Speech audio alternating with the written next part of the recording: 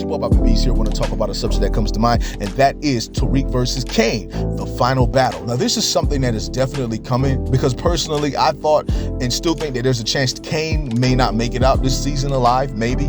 And if he does not make it out this season alive, then he's definitely, I don't think, going to make it out of season 4 alive. When it comes down to it, I want to say Tariq and Kane is probably the greatest power rivalry that point blank period. I want to say Ghost and Kanan's rivalry doesn't even match with the rivalry that Tariq and Kane is at right now. We've never been so invested on two people not liking one another before, and a lot of people in power do not like each other. So when it comes down to it, basically these two fighting, this has been something that's been coming up ever since season 1 on to season 2 to season 3, with me even saying that I think to some degree that Kane might be the karma for all the stuff that Tariq did, because really if you look at it, Kane plays like Tariq did in book 1. Like he does a lot of what Tariq did in book 1 is what Kane does to him. Not justifying Kane's stuff, because Kane's stuff is very low down and dirty and backstabbing. And the reason why is because Tariq's reason for being the way he was in book 1 was because he felt his father and everybody around him was lying to him about the life he thought he had in comparison to the life that it really was, and the fact that he wanted to be good at the life that it really was while his father was trying to escape it. So that kind of justified Tariq's means, but still is very immature, because at the end of the day, he still took out his dad, who was the king of everybody, if you really look at it. So when it comes down to it with this rivalry, if you guys can remember, when they had that conversation between Monet, Drew, Diana, and Kane did not even talk about Lorenzo. He didn't speak about the fact about Lorenzo being taken out and how he was angry about it. The only thing this man said was, everything has happened ever since this nigga Tariq came in, and you treat him more like a son than you treat me. That was the only thing that man said in the conversation. And if you think I'm lying, go back and go listen to it. You'll find out I'm telling the truth. So when it comes down to it, this man has been making it his primary focus to come after Tariq by any means necessary. And not only has he been making that his focus, he wants to take Tariq down. What was the other thing he said in the conversation of the episode?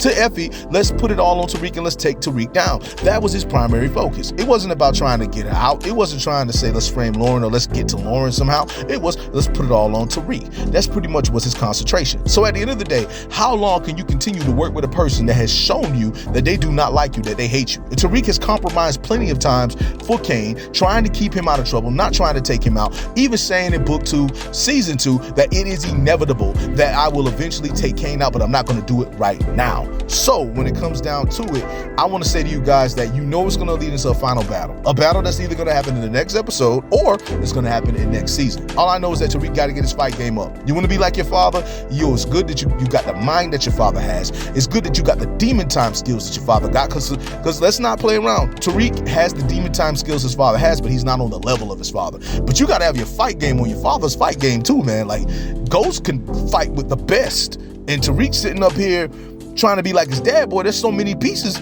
you ain't finished with, dude. So when it comes down to it, I'm going to need him to step that fight game up, because we're going to need that Kane versus Tariq rematch, and it better be a good fight. And like I say, again, this is a rivalry that rivals, it is possibly the best rivalry in all of power, like point blank period. I don't think nobody, not even Ghost and Kanan, can even match up that rivalry. Not even, no matter who you put up with it. Tommy, who was it that Tommy was rivaling with? They all had a rivalry with Sax. Everybody wanted to come for Sax. Kanan versus anybody, because Kanan was beefing with everybody. So when it comes down to it, no matter what you come up with, you cannot match the rivalry or the capacity of Tariq and Kane to anybody. Tariq has that. He has the best rivalry in power. Kane has that. He has the best rivalry with power, and they are rivaling with each other. So this is something that I'm looking very much forward to. This thing has to be settled one way or another. And don't forget about the fact of the matter that Kane doesn't necessarily have to die, because when when Ghost fought Kanan, he thought he killed Kanan, but Kanan was still alive. They still went on to work with one another, even though Kanan tried to work behind his back to put Tariq against him. Kanan was the one who got the karma, because in the end, Tariq turned on him, the same way Tariq eventually turned on Ghost. So it was like he sealed his fate by working with Tariq, while at the same time sealing Ghost's fate as well. But we still believe Ghost is alive. So we'll see how everything play out with that. But that's pretty much all I got to say in regards to that. I just want to say to all of you that is your boy Bobby Beast here. I just want to say much love, much respect. Hold it down. And hey, it's your boy Bobby Beast here.